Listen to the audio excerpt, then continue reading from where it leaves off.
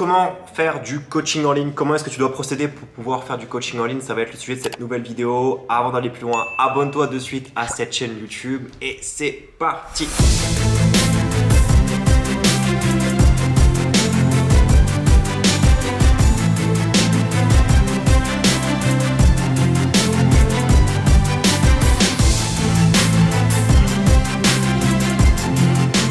Comment tu dois faire si tu veux te lancer dans le monde du coaching sportif en ligne, que tu as envie d'aider des gens à perdre du poids à distance, que tu veux les aider à se muscler, tu as envie de vendre une offre, un programme en ligne. En fait, si tu veux, il y a un plan qui fonctionne bien aujourd'hui, qu'il faut que tu suives pour que ça puisse fonctionner. C'est pas d'aller directement te faire un site web, de te faire accompagner par une agence de com. C'est pas non plus la peine de faire appel à quelqu'un qui va te concevoir une application ou ces choses-là.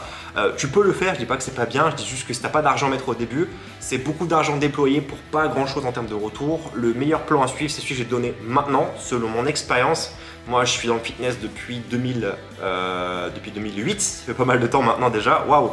Et j'accompagne des coachs dans mon quotidien à faire du coaching en ligne tous les jours, toutes les semaines. On a créé une formation qui s'appelle Trainer et Marketeur aussi.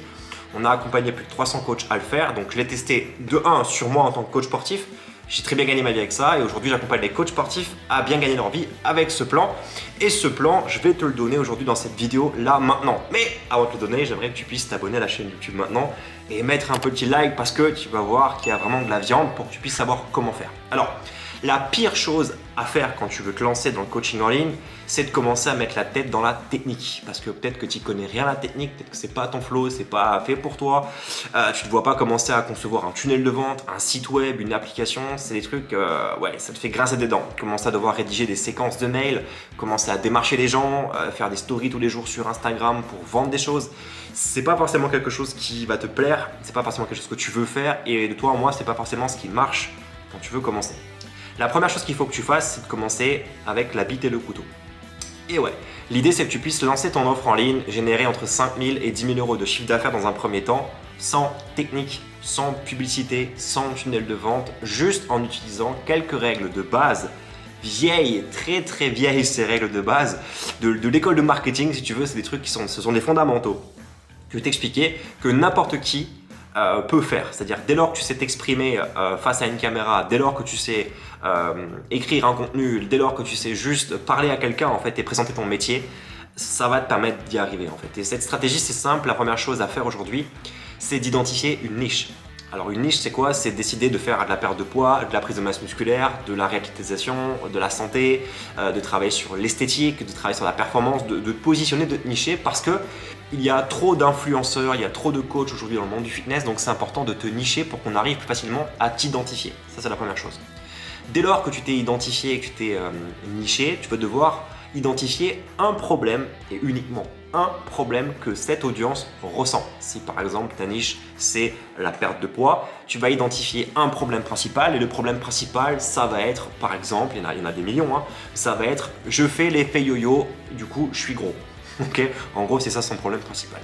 Dès lors que tu as identifié ça, tu vas créer ce qu'on appelle un MVP. Donc c'est, si tu veux, un produit, donc c'est le minimum viable product. Ça va te permettre, si tu veux, de démarrer avec un premier programme de coaching un peu bêta. Donc l'idée est de ne pas créer tout un écosystème parce qu'il n'y a rien de pire pour un coach sportif qui crée tout le programme. Tu fais des e-books en PDF, tu fais des vidéos, un espace membre, tu te filmes, des tutos, tu fais un truc de dingue. Tu vas passer 6 mois à faire ça et quand tu vas le vendre, tu vas faire 2 ventes. Personne ne va l'acheter. Donc non, on commence avec un plan simple. On est professionnel comme un coach en salle. Quand on coach quelqu'un, on lui fait son plan, on va le coacher. Et ben là, on fait pareil en ligne. On ne cherche pas à faire du volume tout de suite. Le fait de faire un programme enregistré en vidéo avec une application, c'est fait quand tu vas avoir des volumes de clients. Quand tu as 1000 clients, tu ne peux plus gérer. Mais au début, tu vas avoir un client. On commence avec un client, avec un produit minimum qui va te permettre de démarrer. Ensuite, tu vas fixer un prix test pour vérifier comment réagit ton marché par rapport à ça, si les gens vont être prêts à mettre de l'argent pour ce que tu leur proposes ou pas. Je te recommande de tarifer sur quelque chose de plutôt premium, plutôt quelque chose de low ticket, parce que le premium te permettra de faire peu de ventes et de gagner plus d'argent. Tu fais une vente à 2000 euros, bah c'est 2000 euros qui est encaissé pour un client. Si tu vends à 20 euros, eh ben, il faut faire 100 ventes. C'est compliqué de faire 100 ventes quand tu n'es pas capable de choper 100 nouveaux followers sur Instagram, tu vois. Donc, mets le premium en avant et puis ça te permettra d'avoir des clients aussi beaucoup plus engagés, beaucoup plus respectueux de ton travail. Et une fois que c'est fait, tu vas chercher tes premiers clients à la main. Et pour ça, il y a toute une technique à suivre, il y a un véritable processus à suivre. Mais l'idée, c'est de les chercher à la main au démarrage avec les réseaux sociaux, Facebook, YouTube, Instagram, TikTok. Tu choisis une plateforme, tu vas à fond dessus et tu cherches tes premiers clients à la main. Ça peut te plaire ou pas, je m'en fiche. Mais en faisant ça, en faisant juste ça, le gros avantage qu'il y a, c'est que si ta niche et le problème que tu as trouvé n'est pas bon, ou que le produit que tu veux proposer n'est pas bon, il suffit juste de recommencer. Et pour faire ça, il n'y a même pas 30 jours de boulot. Tu peux recommencer comme ça sans problème, recommencer. Imagine maintenant si tu pars sur une niche qui est, j'en sais rien, la perte de poids pour les femmes, et que tu crées tout un écosystème avec des publicités sur Facebook, des publicités sur Google, un site internet, un tunnel, des séquences de mails dans tous les sens, des photos, des vidéos, tu fais tout ça, que tu lances, ça marche pas. Pour recommencer, là, il te faut de l'énergie quand même. Là, c'est compliqué. Alors que là, non. Là, tu as tout mis sur papier. Tu as fait quelques communiqués que tu as fait à la main sur un de tes médias sociaux que tu as voulu choisir et tu testes ton offre. Et là, c'est très simple. Tu vas faire un constat, c'est de savoir est-ce que ma niche, est-ce que ce que j'ai fait, c'est réceptif et est-ce que les gens payent pour ça. Si c'est oui, tu vas avoir tes premiers clients. Et là, maintenant, tu vas t'occuper de tes clients et uniquement de tes clients. Tu t'occupes de tes clients. Tu continues à faire le démarchage à la main, même si c'est fatigant. Okay. Tu t'occupes de tes clients, tu les bichonnes et tu récupères des témoignages clients de gens qui vont être satisfaits par ton coaching. Et avec ça, ensuite, on va pouvoir commencer à construire réellement ton entreprise de coaching en ligne. Okay. Alors, c'est une stratégie, c'est un choix. Mais quand tu pars de zéro, que tu n'as pas d'argent, pas de trésorerie, pas de société, que tu veux démarrer pour la première fois le coaching en ligne, c'est selon moi le meilleur plan à faire parce qu'il demande uniquement que du temps et de la réflexion. C'est sûr que c'est chiant d'aller démarcher à la main ses clients. C'est fatigant, c'est usant et on n'a pas envie éthiquement de représenter quelqu'un qui vient démarcher. Mais ce qu'il faut que tu retiennes aujourd'hui, c'est que c'est une approche stratégique de ton business. C'est-à-dire que tu n'as pas d'argent à investir au démarrage en publicité parce que tu n'as pas les fonds suffisants pour faire de la pub. En réalité, si tu avais de l'argent, de la trésorerie de côté, donc je te parle d'avoir 5, 6, 8, 10 000 euros sur ton compte, prêt à être utilisé pour faire du test, tu aurais pu directement faire de la publicité vers un tunnel de vente qui va rediriger les gens vers un agenda de rendez-vous téléphonique pour réussir à automatiser tes ventes. Le problème qu'il y a avec ça quand ça ne fonctionne pas du premier coup, il faut pouvoir ajuster les budgets, le positionnement, la cible, restructurer ton funnel, donc travailler ton copywriting, refaire tes vidéos. Ça prend du temps et pendant que ça prend du temps, tous les jours il y a un budget pub qui part. Donc si tu n'es pas sûr de ton coup et que tu n'as pas beaucoup d'argent, très rapidement tu risques d'abandonner. Donc le meilleur moyen en fait si tu veux d'y aller, c'est de verrouiller les bases à la main. Et dès lors que c'est fait, on est sûr que la publicité après, le monde que tu vas chercher va te permettre, si tu veux, d'assurer tes ventes. Ça te permet d'y aller sereinement, étape par étape, en partant de zéro. Évidemment, si aujourd'hui, moi, je devais recommencer un business à zéro, ayant de l'argent et de la trésorerie, je ne vais pas aller me faire chier à démarcher les gens à la main. Je vais accepter de flamber 100, 200 euros de publicité quotidien, donc ça fait du budget à 5 000, 6 000 euros par mois, pour tester mon idée. Parce que je n'ai pas de problème à claquer 6 000 euros dans un test, d'une niche, d'une audience pour voir si ça peut fonctionner pour moi. Parce que je préfère perdre 6 000 euros dans un test publicitaire que de perdre 2-3 semaines de travail à faire des choses à la main. Donc tout dépend encore une fois aujourd'hui où tu en es au niveau de tes finances. Donc le meilleur moyen de commencer quand tu pars de zéro, commencer le coaching en ligne, c'est de commencer à la main parce que ça te permet de réajuster facilement sans dépenser d'argent. Tu y perds juste du temps. Mais pour démarrer un business, tôt ou tard, il faut soit mettre du temps, soit de l'argent ou les deux. Partons du principe maintenant que tes premiers clients paient, ils ont des résultats, ils sont satisfaits, on va pouvoir se servir de leur social proof, donc de leur preuve sociale, de leur témoignage pour aller chercher plus de monde. Et c'est là que ça devient intéressant et qu'on tombe dans une deuxième phase qui est la création de ton écosystème. Alors l'écosystème c'est quoi? C'est avoir un système qui fait venir des gens à toi, donc on ne va plus les chercher, d'accord? On sait que les gens qu'on a cherchés ils sont réceptifs, donc on va automatiser quelque chose qui va les faire venir à nous, et c'est là que ça devient intéressant. On va ensuite les convertir automatiquement grâce à un tunnel de vente et un site internet qu'on va concevoir. Donc on n'est plus à la main en train de prendre les mails et les numéros de téléphone, ça s'automatise, on commence à gagner du temps et on va automatiser le processus de vente et ensuite automatiser le processus de coaching. Et c'est là qu'il devient intéressant. Donc il y a un démarrage fatigant à faire, mais dès que ça fonctionne, boum, on construit une machine sur quelque chose qui a fonctionné pour toi. Et ça, c'est essentiel. Et ça, c'est une erreur que beaucoup de formateurs font avec leurs étudiants, leurs stagiaires, c'est qu'ils vont directement vous faire un tunnel de vente, créer un système avec de la technique, des trucs qui sont fatigants, qui sont chiants à faire en fait finalement, parce que toi, tu es coach sportif, toi, tu veux coacher les gens, tu veux pas faire un tunnel de vente ou des séquences mail, c'est chiant. Et si en plus tu le fais que ça marche pas, ça fout un peu les boules. Donc l'idée, c'est de le faire quand tu es sûr que ça marche. Ok ?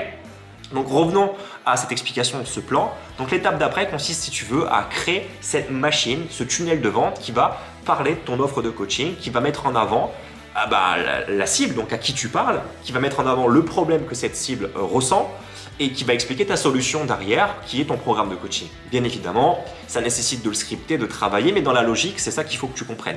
Ce système-là sera automatisé avec une page sur ton tunnel de vente qui permettra en fait de collecter des rendez-vous téléphoniques afin de pouvoir présenter ton coaching au téléphone et de faire un bilan avec la personne. Ok ?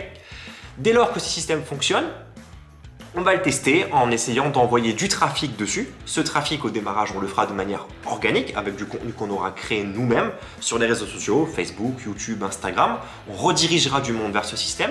Et si ce système ne fonctionne pas, on va chercher à l'améliorer, à l'affûter. Et les outils aujourd'hui permettent de montrer des statistiques qui nous permettent de savoir ce qui marche pas. C'est très bien fait et c'est assez simple à corriger. Si ça devait fonctionner, dans ces cas-là, on irait un peu plus loin et on commencerait à mettre des premières campagnes de publicité.